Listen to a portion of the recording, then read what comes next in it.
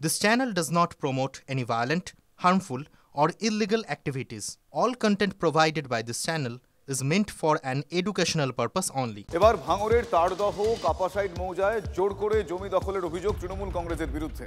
শাসক নেতা গৌতম মণ্ডলের বিরুদ্ধে জমি দখলের অভিযোগ। প্রতিবাদে রাস্তায় নেমে চাষিরা বিক্ষোভ দেখালেন, ঝাঁটা হাতে পথে নামলেন মহিলারা।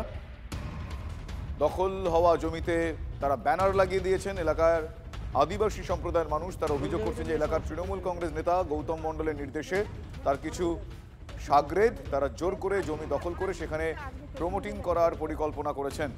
জমি না দিলে হুমকি দেওয়ার অভিযোগ ওঠে। অভিযুক্ত তৃণমূল নেতা গৌতম মণ্ডলের কোনো প্রতিক্রিয়া এখনো পাওয়া যায়নি।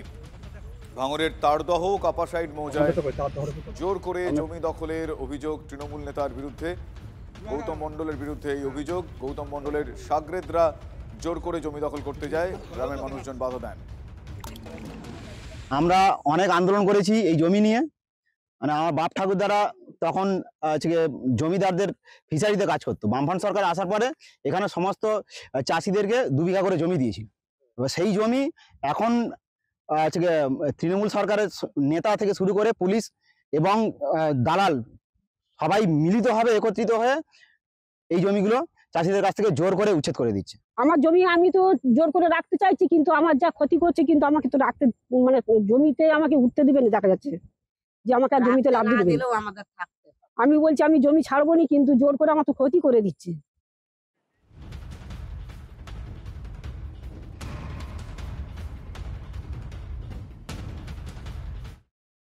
মানুষ শতদরিদ্র আদিবাসী তাদেরকে জমি দিয়েছিল বামফ্রন্ট সরকার।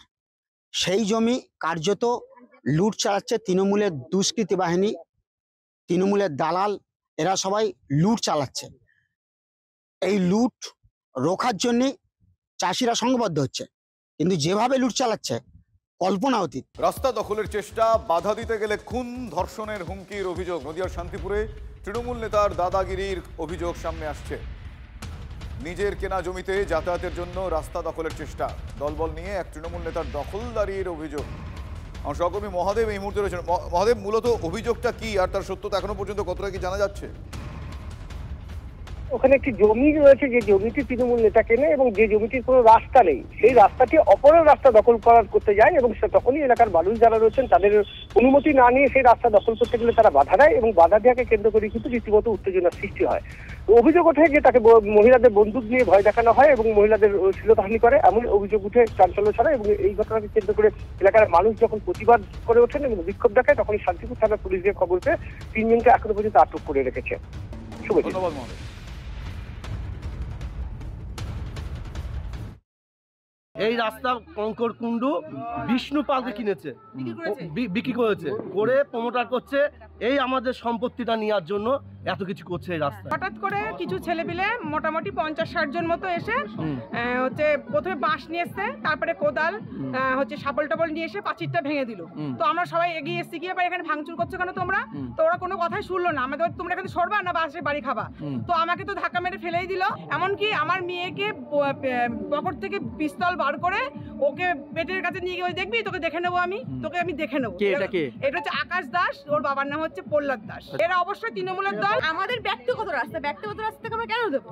এটাই হচ্ছে আমাদের বক্তব্য। এখন ওরা বাজে বাজে কথা বলছে এসে। তৃণমূল পঞ্চায়েত সমিতির সভাপতির গাড়িতে ভাঙচুরের অভিযোগ উঠছে হাসনাবাদ থানার খোসালের মোড়ে। এই ঘটনায় উত্তেজনা ছড়িয়ে পড়ে। দলীয় কর্মসূচি সেরে বাড়ি ফিরছিলেন হাসনাবাদ পঞ্চায়েত সমিতির সভাপতি আমিরুল ইসলাম। হঠাৎ তার গাড়িতে 5 দুষ্কৃতী চড়াও হয়। ঘটনাস্থলে পৌঁছে পঞ্চায়েত সমিতির সভাপতিকে উদ্ধার করে হাসনাবাদ থানার পুলিশ। তৃণমূলের কোন দলেই এই ঘটনা বলে বিজেপি আবার পাল্টা দাবি করেছে।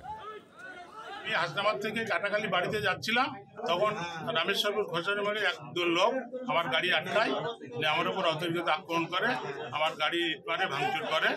আমি পুলিশকে খবর দিলে পুলিশ বলে আপনি থাকেন, যাচ্ছি, আমি এখানে আছি। পুলিশ এসছে, তারপরেও আরও তাদের লোকজন অনুগামী এসে আমাদের উপর আক্রমণ, আমাকে খিস্তি খবর করছে পুলিশের সামনে। এই এখানে স্থানীয় যারা আছে যারা একটু হারমাত দুষ্কৃতী, এদের নামে আগেও 2-3 বার থানায় অভিযোগ করেছি।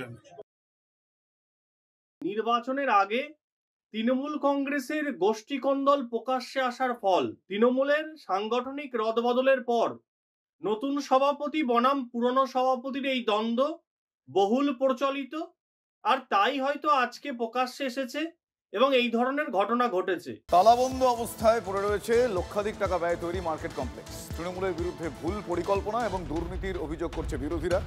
চন্দ্রকোনা 2 নম্বর ব্লকের লালগড় এলাকায় লক্ষাধিক টাকা দিয়ে নির্মাণ করা হয় লালগড় মার্কেট কমপ্লেক্স উদ্বোধন হওয়ার পর থেকেই তালাবন্ধ হয়ে পড়ে রয়েছে।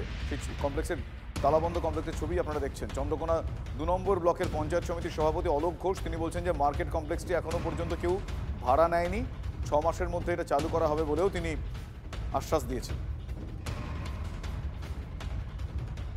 আগের যে পঞ্চায়েত সমিতি ভেবেছিলেন যে ওই জায়গাটায় একটা বীজ আলুর মার্কেট করবেন, তো পরবর্তী স্টেজে ওখানে মার্কেট কেউ ভাড়া নেয়নি। তো আমরা এই পঞ্চায়েত সমিতি এর আগে আমরা নোটিফিকেশন করেছি ভাড়ার জন্য, তার গাইডলাইন তৈরি করা হয়েছে। তো এখন পর্যন্ত 3টি আবেদন এসেছে, বাকিগুলোও এসে যাবে আশা করছি। আগামী 6 মাসের মধ্যে এই কাউন্টারগুলি ভাড়া দেওয়া হবে।